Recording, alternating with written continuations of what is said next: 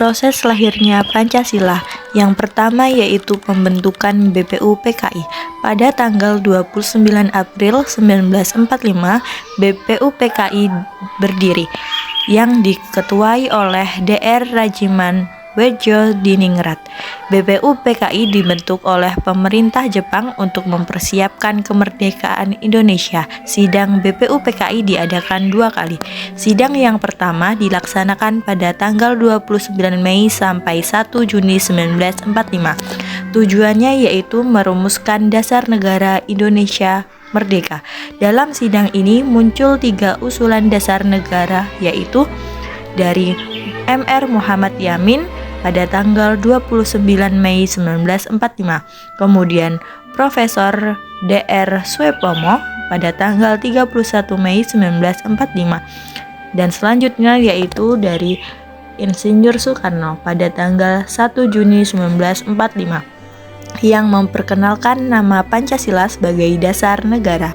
Soekarno mengusulkan 5 sila, yaitu 1. Kebangsaan Indonesia, 2. Internasionalisme atau perikemanusiaan, 3. Mufakat atau demokrasi, 4. Kesejahteraan sosial, 5. Ketuhanan yang berkebudayaan. 2. Pembentukan Panitia 9 dan lahirnya Piagam Jakarta. Setelah sidang pertama, BPUPKI dibentuk Panitia 9 pada tanggal 22 Juni 1945 yang beranggotakan tokoh-tokoh penting seperti Insinyur Soekarno, Muhammad Hatta, H.A. Maramis, Abi Kusno, Djoko Sujoso, Agus Salim, dan lainnya. Panitia ini merumuskan rancangan pembukaan UUD yang dikenal sebagai Piagam Jakarta atau Jakarta Chapter. Isi pokok Piagam Jakarta pada tanggal 22 Juni 1945 yaitu 1. Ketuhanan dengan kewajiban menjalankan syariat Islam bagi pemeluk-pemeluknya. 2. Kemanusiaan yang adil dan beradab. 3. Persatuan Indonesia. 4. Kerakyatan yang dipimpin oleh hikmat kebijaksanaan dalam permusyawaratan perwakilan.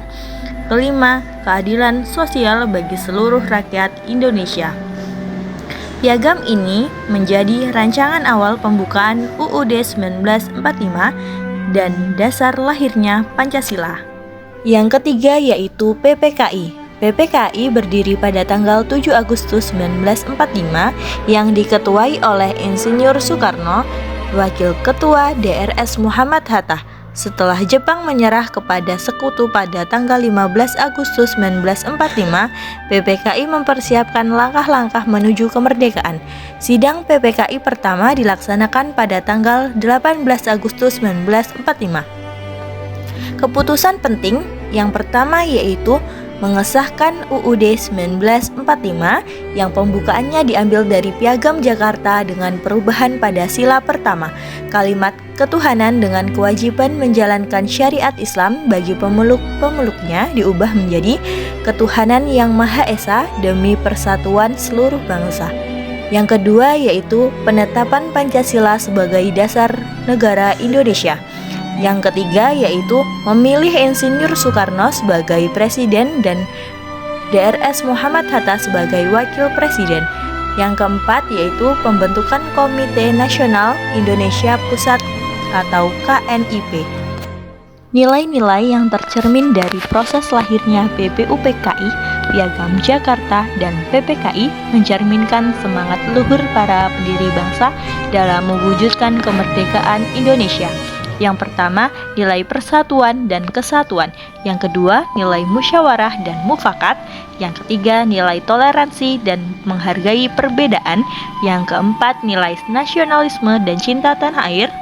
Yang kelima, nilai gotong royong dan kerjasama. Dan yang terakhir, nilai rela berkorban dan kepentingan umum di atas pribadi. Lalu, apa sih refleksi pribadi pelajaran bagi generasi muda? Refleksi pribadi pelajaran bagi generasi muda dari proses lahirnya Pancasila, BPUPKI, Piagam Jakarta, dan PPKI memberikan banyak pelajaran berharga bagi generasi muda saat ini. Dari sejarah itu saya belajar bahwa kemerdekaan dan berdirinya Indonesia bukanlah hasil kerja individu, tetapi hasil dari persatuan, semangat gotong royong, dan kebijaksanaan para pendiri bangsa dalam menyatukan berbagai perbedaan. Melalui BPUPKI, saya melihat bagaimana para tokoh bangsa berdiskusi dan berdebat dengan penuh semangat untuk merumuskan dasar negara.